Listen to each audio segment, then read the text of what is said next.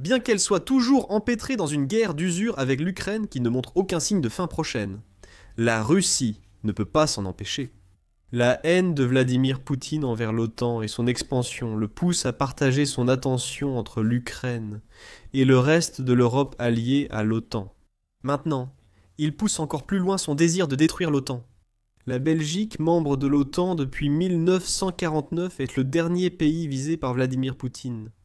La Russie fait quelque chose de sinistre dans le ciel belge, et cela met la Belgique, ainsi que le reste de l'OTAN, sur les nerfs. Depuis début novembre, la Russie aurait envoyé des drones dans l'espace aérien belge.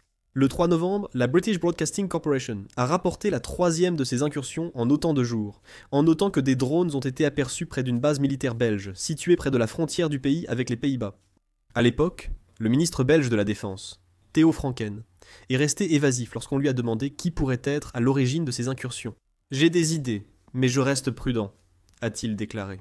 Cependant, l'opération de drone qui s'est déroulée sur 3 jours était suffisamment professionnelle pour ne laisser qu'une seule réponse probable, la Russie. En plus des drones aperçus près de la base de Kleinbrogel, la British Broadcasting Corporation indique que d'autres véhicules aériens sans pilote ont également été repérés sur les bases aériennes militaires de Leopoldsberg et de Marchand-Fermin. En Belgique, des drones ont aussi été vus près de plusieurs aéroports. Ce n'est clairement pas un amateur trop enthousiaste ayant accidentellement lâché un drone. Ces drones surveillent les bases militaires et les aéroports pour une raison précise. Quiconque les contrôle essaie de provoquer autant de perturbations que possible, et potentiellement d'apprendre quelques secrets au passage. Et les incursions de drones continuent d'affluer. Pendant la réalisation de cette vidéo, plusieurs aéroports belges ont dû suspendre les vols à cause de drones à proximité. Les aéroports de Bruxelles et de Liège ont tous deux été fermés brièvement le 6 novembre, rapporte le Brussels Times, bien que les vols à destination et en provenance des deux aéroports aient depuis repris. Un incident de plus s'ajoute aux nombreuses intrusions de drones cette semaine, montrant que cela n'est pas accidentel. Les traces de Poutine sont partout dans cette affaire, même si Franken ne l'a pas dit le 3 novembre. Franken disait alors que les incursions sur la base de Kleinbrogel ressemblaient à une opération d'espionnage aérien. Euronews rapporte que le ministre belge de la Défense a indiqué que les drones sont arrivés en 2 vagues. La première vague comprenait de petits drones pour tester les fréquences radio utilisées par les services de sécurité belges. La seconde concernait de plus grands drones déployés pour déstabiliser la zone et la population. Après avoir révélé ces informations, Franken a refusé de dire qui il juge responsable. Mais il a renforcé l'accusation selon laquelle ces incursions relèveraient d'une opération russe. Comme indiqué, les brouilleurs belges n'ont pas stoppé les drones, car ils ont testé, puis changé notre fréquence radio, rendant le brouilleur inefficace. Ils ont leur fréquence propre. Un amateur ne sait pas faire ça, a affirmé Franken. Le ministre belge de la Défense n'a sans doute pas voulu accuser, mais ce n'était pas nécessaire le 3 novembre. 2 jours après, VRT a indiqué que la sécurité belge pense ce que nous soupçonnons tous. La Russie serait probablement à l'origine de tout ce que le média avance, et de nombreuses preuves soutiennent déjà cette idée. Selon Franken, les opérateurs de drones amateurs ignorent comment contrer le brouillage. VRT précise que la majorité des incursions récentes de drones surviennent la nuit. Cela signifie qu'ils volent dans l'obscurité, ce qui est un exploit qui demande une grande expérience et des connaissances techniques. Un amateur aurait peut-être pu faire voler son drone la nuit, mais plusieurs par jour, sur plusieurs jours. C'est tout au plus invraisemblable, et la Belgique le sait. VRT précise que les incursions de drones rappellent fortement celles menées contre le Danemark en octobre. Là-bas, il semblait que les appareils avaient été lancés depuis un navire faisant partie de la flotte fantôme russe. Les drones peuvent être pilotés à 150-200 km, dont les opérateurs ne sont pas forcément en Belgique, selon le média. La VRT affirme que la hausse des incidents de drones en Belgique en 2025 par rapport à l'année précédente en est une preuve supplémentaire. En 2024, la Belgique a recensé 30 000 incidents de drones, mais seuls 2 ont obligé des avions à changer de piste. La perturbation était minime, mais la situation s'aggrave cette année. En seulement quelques jours, 4 aéroports civils ont dû fermer temporairement. Bruxelles et Liège mardi soir, Ostende vendredi, Durna samedi. Encore une fois, tout cela est bien trop pour être une coïncidence. La Russie doit être derrière tout ça. Mais, comme souvent en Russie, toute accusation d'implication dans ces incursions en Belgique a été niée. C'est selon l'agence de presse russe, agence télégraphique de l'Union soviétique, qui a déclaré le 6 novembre que l'ambassade de Russie a affirmé que Poutine et ses acolytes ne faisaient rien. La Russie n'a aucun lien avec les drones en Belgique, et n'a aucun intérêt à en lancer, a déclaré un porte-parole de l'ambassade à VRT. L'ambassade a aussi nié toute implication de la Russie dans d'autres incursions de drones, notamment en Pologne. La Russie parle de simple chance, tandis que l'OTAN s'agace inutilement. La déclaration de l'ambassade ajoute que la seule démarche appropriée dans de tels cas ne devrait pas consister à attiser les tensions ou à pratiquer la diplomatie du mégaphone, mais plutôt à établir des contacts et une coopération entre les agences concernées. La Russie dit être prête à agir, sous-entendant que l'OTAN ne l'est pas. Malgré les dénégations russes, les preuves de son implication s'accumulent.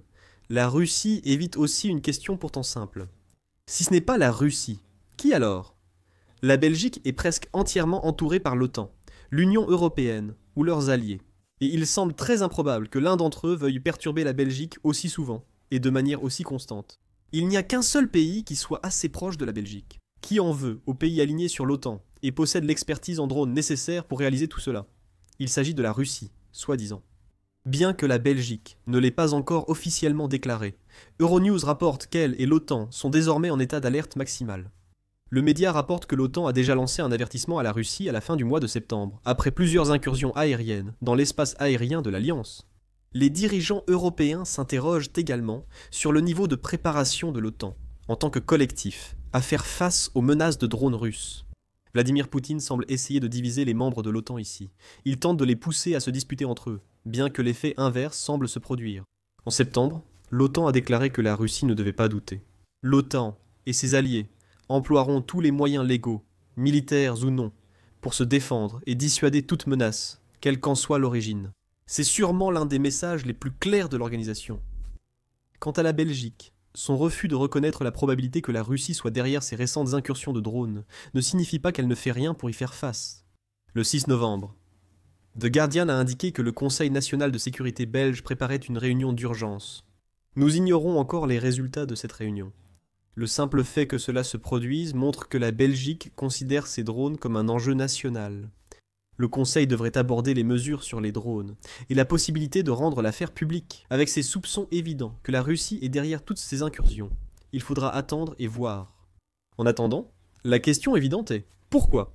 Si l'on suppose que la Russie envoie des drones dans l'espace aérien belge, qu'est-ce qui la motiverait à le faire? La réponse évidente semble être que Poutine continue d'essayer de tester l'OTAN. Cependant, il existe d'autres raisons pour lesquelles la Belgique, en particulier, se retrouverait dans le viseur du président russe. Considérez par exemple certains commentaires étranges de Poutine en mars 2024. Ce mois-là, Poutine a affirmé de façon extraordinaire que la Belgique devait son existence même à la Russie. Dans un discours au Festival mondial de la jeunesse à Sotchi, le dirigeant russe a déclaré que la Belgique était apparue sur la carte du monde en tant qu'État indépendant, en grande partie grâce à la Russie et à sa position. Il a réagi à un participant belge lors de l'événement, rapporte le Brussels Times qui a rapidement réfuté cette affirmation. Il est précisé qu'au moment de la révolution belge, la Russie soutenait les Pays-Bas, qui tentaient de réprimer les rebelles belges désireux d'avoir leur propre pays. La vérité est tout le contraire de ce qu'affirme Poutine. Ces propos auraient suscité l'étonnement en Belgique, non pas à cause de leur fausseté, mais parce qu'ils offraient un parallèle étrange avec le genre de choses que Poutine a dites. Avant et après l'invasion de l'Ukraine, le dirigeant russe semble aimer déformer l'histoire pour justifier ses actes. Poutine a publié un essai affirmant que Russes et Ukrainiens ne formaient qu'un seul peuple. C'était une manière codée de dire que les Ukrainiens sont en fait des Russes. Il a déclaré que les Ukrainiens, Russes et Biélorusses descendent d'un grand État, la Russe ancienne. Cela paraît suffisant à Poutine pour justifier l'invasion. Bien sûr, l'histoire de l'Ukraine, selon Poutine, est déformée, et il en va de même pour ses affirmations concernant la Belgique. Cela ne veut pas dire que la Russie envisage d'envahir la Belgique comme l'Ukraine. On a presque l'impression que Poutine suggère que la Russie a créé la Belgique, insinuant que celle-ci devrait être reconnaissante, et que la Russie pourrait la défaire comme elle l'aurait créée. Outre ces griefs historiques, une autre raison aux incursions de drones russes en Belgique pourrait être plus simple. Vengeance après que la Russie a envoyé des drones dans l'espace aérien polonais. En septembre, le ministère belge des Affaires étrangères a convoqué l'ambassadeur russe Denis Gonchar. Selon Agence télégraphique de l'Union soviétique lors de cette réunion, la Belgique a accusé la Russie d'une violation délibérée de l'espace aérien d'un membre de l'Union européenne, ajoutant que la Russie semblait intensifier sa campagne contre l'Union européenne et l'OTAN. On peut imaginer la réaction de la Russie, puisque sa position officielle affirme qu'elle n'est impliquée dans aucune de ces incursions. La réaction rapide de la Belgique avec des accusations et condamnations a sans doute attiré l'attention de Poutine sur le pays, s'il ne l'avait pas déjà dans son viseur. Poutine prêtera également une attention toute particulière au rôle potentiel de la Belgique dans l'utilisation des avoirs russes gelés détenus par l'Union européenne. Actuellement, les dirigeants de l'Union européenne discutent d'un programme permettant au bloc d'emprunter 161 à 213 milliards de dollars sur les avoirs gelés pour aider l'Ukraine. Cette idée même rendra Poutine furieux. Mais la Belgique est l'un des rares membres de l'Union européenne à résister. La Belgique a refusé de soutenir le prêt au dernier sommet de l'Union européenne. Elle a exprimé des inquiétudes que le Fonds monétaire international retire son soutien au pays à moins d'acceptation. Il semble que la Belgique s'inquiète de la légalité du prêt et de la perspective d'être contrainte de suivre le reste de l'Union européenne. Quand elle n'ose pas le faire, c'est parfait pour Poutine. Il le sait. Euroclear, en Belgique, détient une partie des fonds gelés. Donc la réticence belge profite à la Russie. Pourquoi alors la Russie commencerait-elle à envoyer des drones en Belgique? Peut-être parce que Poutine veut lancer une menace. Il veut peut-être montrer à la Belgique que c'est ce qui l'attend, désormais. Si elle reconsidère le prêt de l'Union européenne à partir des avoirs gelés, Union européenne observée indique qu'Euroclear a engagé des gardes du corps pour protéger son conseil exécutif des espions russes.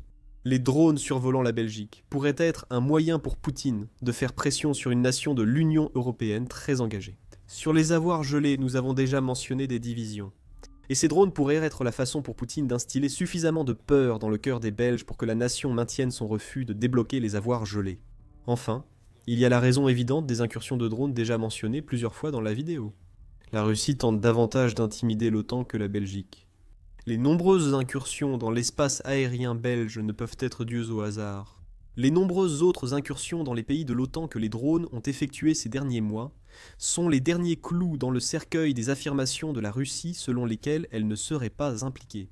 Le 6 octobre, le Centre d'analyse des politiques européennes, ou Centre d'analyse des politiques européennes, a publié une liste couvrant toutes les violations de l'espace aérien que les drones et avions russes auraient commises. Depuis début septembre, la Pologne doit faire face à des drones militaires.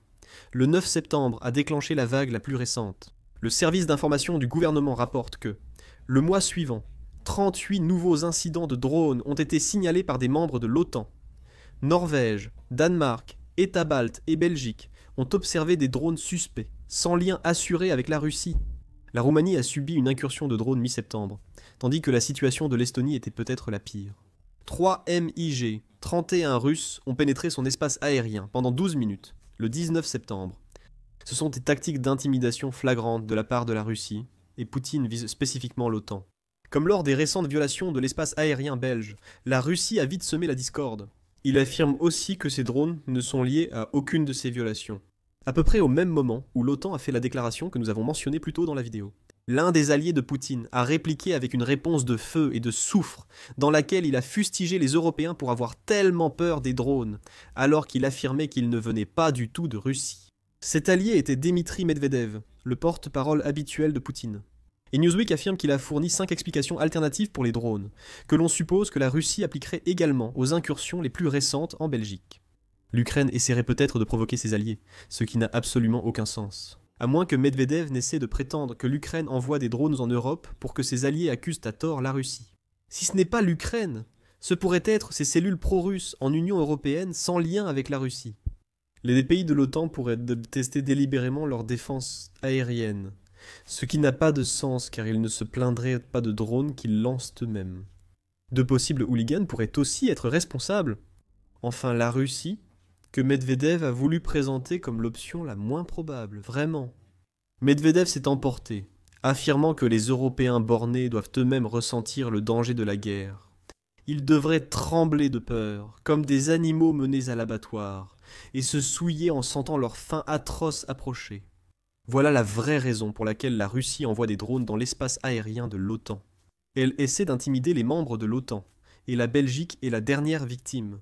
Certains estiment que la Russie a déjà déclaré la guerre à une grande partie de l'Europe, voire à l'OTAN.